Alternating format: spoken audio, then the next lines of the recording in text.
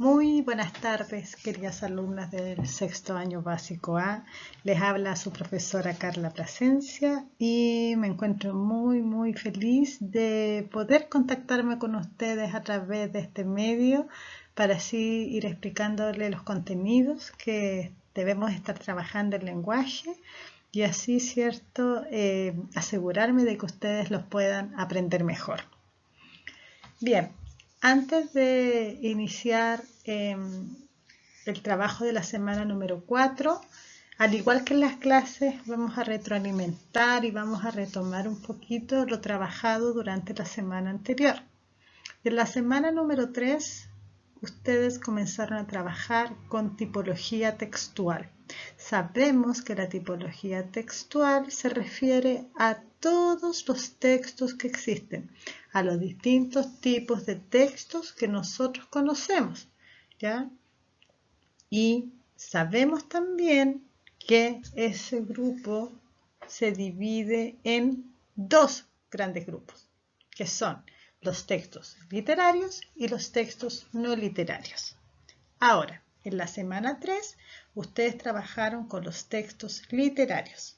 Avancemos. Recordemos, dice, que los textos se pueden clasificar como literarios o no literarios. De acuerdo con lo trabajado durante la semana 3, ¿cómo sabemos que un texto es literario? ¿Cómo saben ustedes que un texto es literario? ¿Cuándo un texto es literario? ¿Porque dice cuento afuera? ¿Porque dice novela? ¿O por alguna característica general que ellos tienen? Nosotros el año pasado, cuando trabajamos esto, yo las hice repetir muchas veces, que los textos literarios son aquellos que surgen ¿de dónde? A ver, parece que las estoy escuchando. De la imaginación de un autor o de una autora, ¿cierto? Y como nacen de la imaginación, pucha, puede tener personajes con distintas características, con distintos poderes, y también nos pueden llevar a distintos mundos, distintos espacios de ciencia ficción, mitológicos, legendarios, utópicos, que también pueden estar relacionados con lo fantástico, etc. Y la semana 3 trabajaron con los textos literarios narrativos. ¿Cuáles son los que se clasifican en este grupo de los narrativos? Vamos, desde la más amplia y la más importante. Vamos nombrando: novela, cuento, mito, leyenda, microcuento, fábula. Y también les incluí la epopeya, ¿cierto? Ya. Ahora vamos a iniciar lo correspondiente a los contenidos de nuestra semana 4. Ya. Los textos no literarios. Ese es el contenido de la semana 4. ¿Cuál es el objetivo? Leamos. Definir textos no literarios para clasificarlos y comprender sus respectivas funciones. Niñitas lindas, cuando nosotros hablamos de tipología textual, tenemos como principal finalidad conseguir que se adquieran, se ejerciten y se desarrollen habilidades de comprensión lectora. Eso es lo principal. Que ustedes cuando lean un texto, si saben a qué grupo pertenece, van a saber qué función tiene, qué características tiene y les va a permitir comprenderlo mejor. Y eso obviamente les va a ayudar mucho en sus aprendizajes en distintas áreas. No estoy hablando solamente de lenguaje, me refiero a cualquier área. El desarrollo de habilidades comprensivas les facilita muchas cosas. Ahí en las imágenes vemos arriba un grupo de personas conversando en una mesa redonda. Supongamos que están planteando sus puntos de vista frente a un tema, entregando sus razones, etc. Abajo nos encontramos con una serie de ejemplos de diarios, de periódicos, ¿cierto?, que corresponde a la prensa escrita, que nos entrega información, también nos entrega entretención. Recuerden que en el diario vienen noticias, pueden venir reportajes, pueden venir cartas al director, editorial, horóscopos, chistes, crucigramas, publicidad. Y también tenemos al lado una mesa donde hay distintos tipos de diccionarios. Y al fondo se observa una repisa también que parece que tiene hartas enciclopedias y diccionarios. Avancemos. Aquí está la definición. Nosotros siempre partimos de la definición porque es muy interesante primero que ustedes sepan qué es eso de lo que nosotros vamos a hablar, de qué se trata. Y de ahí hacia abajo vamos desarrollando las características, las funciones, etc. Leamos juntitas. Los textos no literarios son aquellos que surgen de situaciones reales. Ojo, recuerden que yo siempre trabajo con ustedes los cuadros comparativos. Puedo decir que el texto literario surge de la imaginación de una persona, en cambio el texto no literario surge de un hecho o de situaciones reales, que se pueden verificar, y al contrario de los literarios, no nacen de la imaginación ni consideran elementos propios de la fantasía. Ya. Ahí tenemos la principal diferencia entre los textos literarios y los no literarios. Estos textos no literarios se clasifican en dos grandes grupos, que son los textos expositivos y los textos argumentativos. Continuemos avanzando. Vamos con los expositivos. Ahí yo les puse una lista donde les vienen bastantes ejemplos de textos expositivos, ¿ya? La noticia, reportajes, disertaciones, enciclopedias, diccionarios, recetas, instructivos, artículos científicos, infografías, mapas, gráficos, manuales, etc. Y muchos de estos ustedes los conocen. Muchos de estos ustedes ya los han trabajado, son parte de la cotidianeidad. Nosotros constantemente estamos viendo noticias, estamos escuchando, viendo reportajes, ustedes realizan disertaciones, han buscado información en las enciclopedias, también significado de palabras en los diccionarios, han visto cómo desde una receta se prepara una comida rica, ¿cierto?, un postre. Los instructivos que nos sirven para aprender cómo armar o desarmar algo, los artículos científicos que desde la medicina, la química, la astronomía nos cuentan de los últimos descubrimientos, de los avances, las infografías. ¿Se acuerdan que el año pasado trabajamos las infografías? Y ustedes decían que servían mucho para aprender porque traían hartas imágenes, colores, flechitas, organizadores gráficos que les aportaban mucho. Los mapas para saber dónde estamos ubicados o qué podemos encontrar en un lugar, o cómo llegamos a algún lugar, a cuántas cuadras estamos de un lugar, los gráficos también, los manuales, etc. Vamos ahora y se van a encontrar con que a su derecha hay características del texto expositivo. Funciones posibles: informar, enseñar, dar instrucciones. Entonces yo pregunto, ¿para qué sirve el texto expositivo? Y ustedes responden, para informar. ¿Qué texto expositivo informa? La noticia, el reportaje, las disertaciones nos enseñan y también nos pueden informar y nos enseñan acerca de un tema. ¿Se acuerdan cuando el año pasado ustedes disertaron de los pueblos originarios? Lo hicieron tan lindo, vinieron vestidas, ¿cierto?, con los trajes típicos del pueblo que les tocó, trajeron ejemplos de alimentos, trajeron elementos representativos de ese pueblo. Ustedes a nosotros nos permitieron aprender de ese pueblo a través de su disertación. Dar instrucciones, la receta nos dice qué ingredientes vamos a ocupar y cómo debemos irlos mezclando. Nos da a conocer el paso a paso para finalmente llegar al resultado que queremos. Luego, la información es clara, consistente y completa. El texto expositivo siempre se tiene que hacer pensando en que alguien va a aprender, se va a informar a partir de él, ¿ya? Por eso también considera las características del receptor. Yo puedo hablar del concepto de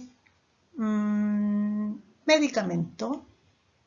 Pensemos en un medicamento súper común, paracetamol.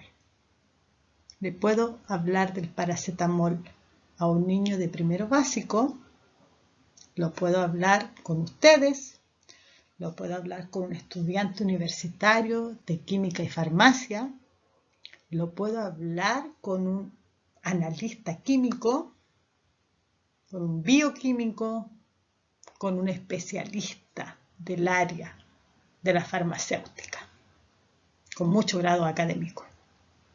Y el lenguaje, los conceptos, la forma no va a ser igual. Yo tengo que considerar las características que tiene mi receptor para poder entregarle de la mejor forma posible la información y que me entienda. Bueno, por eso el lenguaje utilizado es claro, culto y formal. ¿Qué pasaría si yo ahora les dijera, ya, saben chiquillas que vamos a trabajar el texto expositivo? En realidad a mí me da como lata porque esta cuestión ya la vimos el año pasado, pero igual yo cacho que se acuerdan de otras cosas. Ya, si es que igual la vamos a hacer como terrible corta nomás porque esta cuestión es simple. Miren, si la función ustedes ya cachan que informar, enseñar, dar instrucciones. Y bueno, y obviamente si yo quiero que el otro aprenda, tengo que ver cómo le explico mejor y bla, bla, bla, ya. Oh, la sorprendería, ¿no? Obvio. Y si están escuchando sus papás ahí, las abuelitas, las tías, alguien que las está acompañando, más aún, uno no espera que su profesora, menos la de lenguaje, les vaya a explicar o les vaya a enseñar algo con un lenguaje que no sea culto. Además de eso, mi tono de voz, mi volumen, mi intensidad, las pausas y todo tienen un carácter explicativo, porque mi finalidad es que ustedes esto lo aprendan.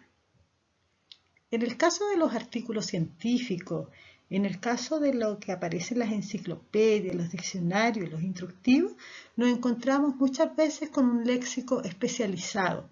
O sea, tienen términos específicos de la disciplina de la cual están hablando y muchas veces también nos encontramos con que aparecen con sus definiciones al ladito o abajo para que nosotros podamos recurrir a ellos, sepamos el significado de estas palabras, de estos conceptos que también se llaman tecnicismos y así podamos comprender mejor el texto.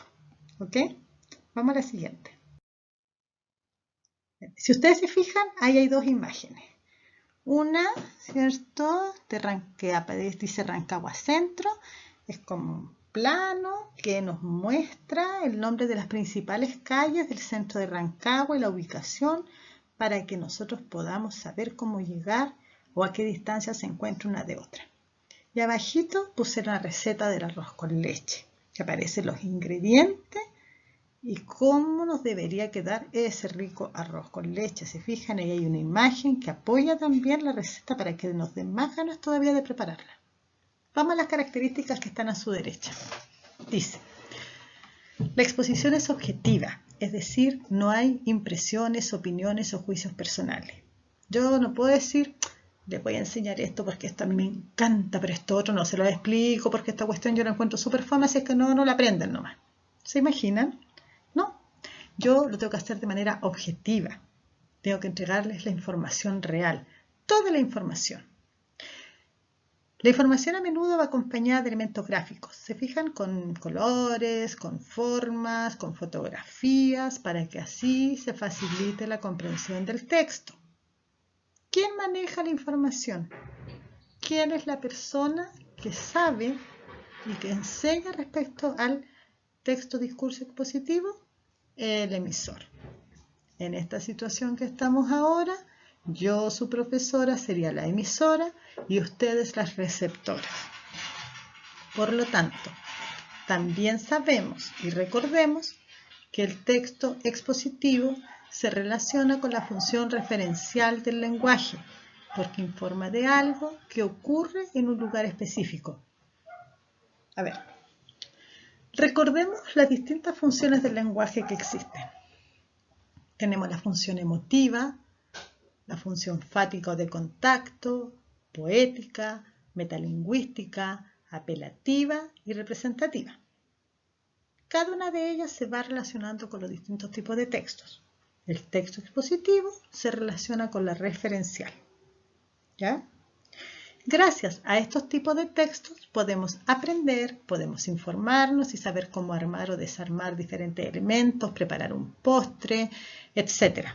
O sea, aquí se les da a conocer cuál es la importancia que tienen para nosotros los textos expositivos. Continuemos avanzando. Ya. Acá llegamos a los otros tipos de textos no literarios. ¿Ya? Estos son los textos argumentativos. Vamos leyendo al lado izquierdo cuáles son los ejemplos de textos argumentativos que yo les he dado a conocer.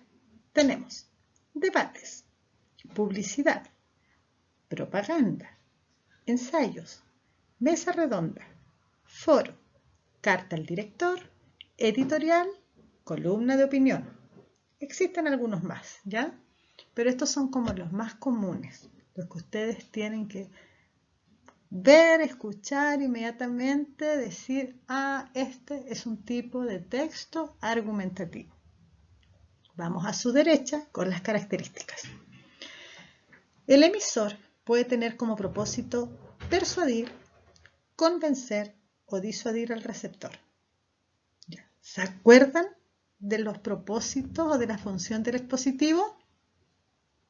A ver, el expositivo decía que tenía como función educar, informar, dar instrucciones. El argumentativo nos va a persuadir, a convencer o a disuadir al receptor. ¿Se acuerdan lo que era persuadir?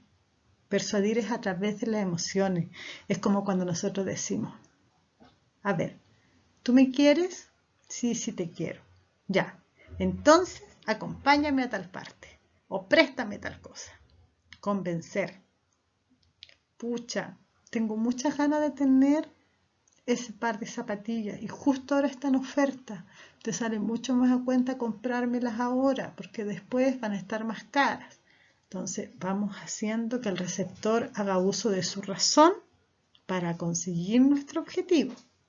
Disuadir. El receptor ya tiene una decisión tomada. Ya dijo, yo no voy a ir a la fiesta. Y nosotros comenzamos a darle una serie de razones para que vaya. Entonces lo hacemos cambiar de opinión. El texto argumentativo se relaciona con la función apelativa del lenguaje, porque busca influir en el receptor para que haga o deje de hacer algo.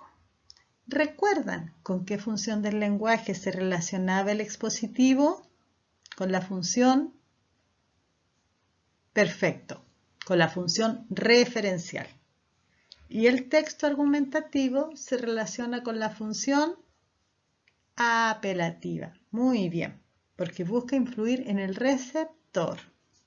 Ya. ¿Cómo logra su objetivo? Va utilizando distintos recursos para lograr su objetivo.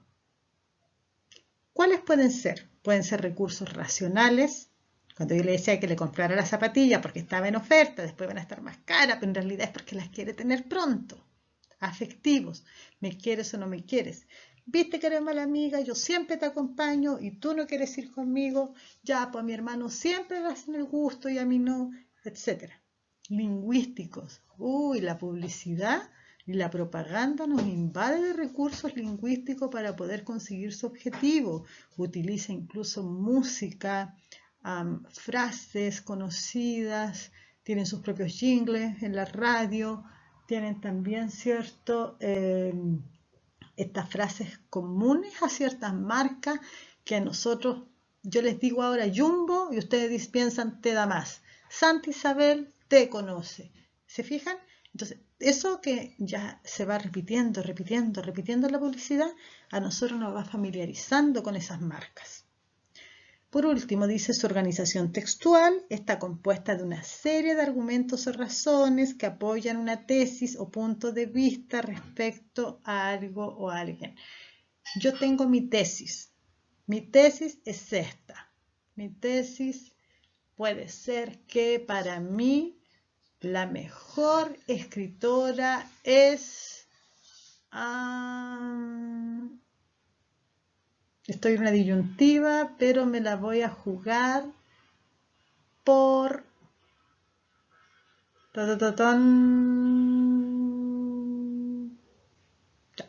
Isabel Allende. Estaba pensando en un nombre que fuese como conocido para ustedes.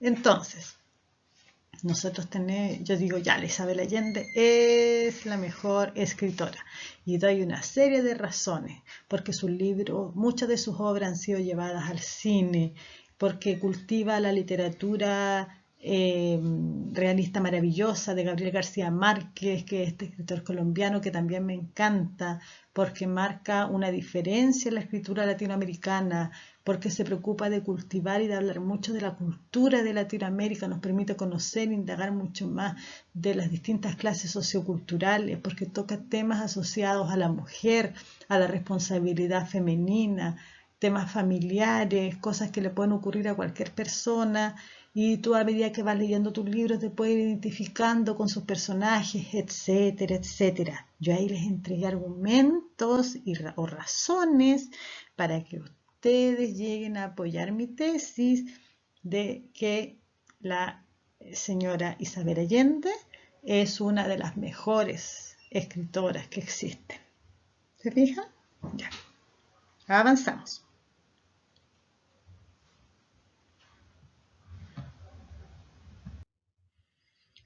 Bien, ahora llegamos a la actividad. ¿Ya?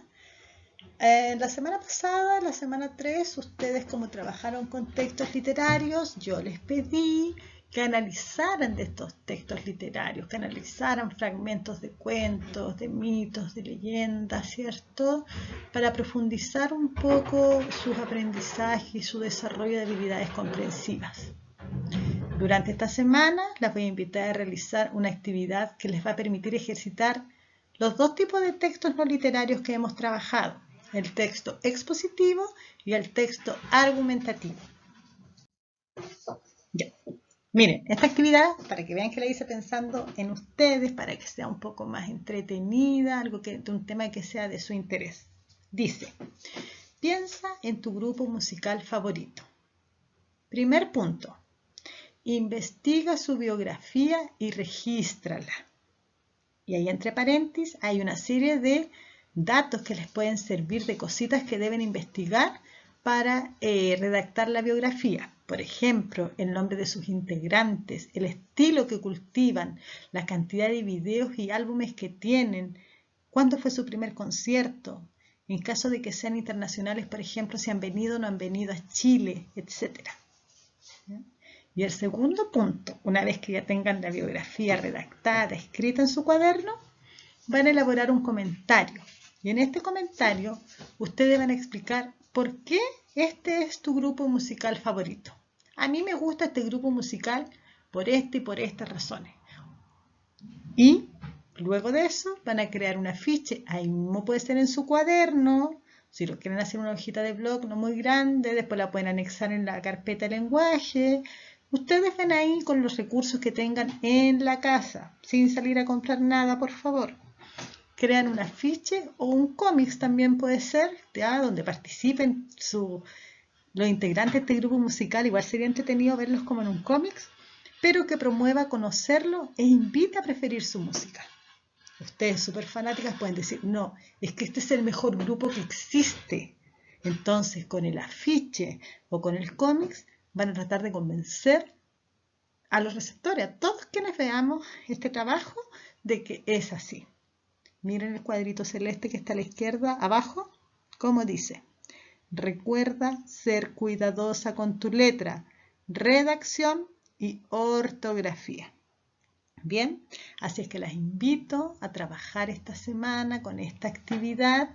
Si tienen dudas, se van hacia más atrás en la presentación para que vayan releyendo y espero, ¿cierto?, que les haya servido esta forma de contacto para aprender mejor, para recordar algunas cosas que son súper importantes y nos encontramos en la próxima clase. Les dejo un abrazo grande. No salgan, cuídense mucho, por favor, para que nos podamos encontrar pronto. Cariños para su familia. Chao, chao.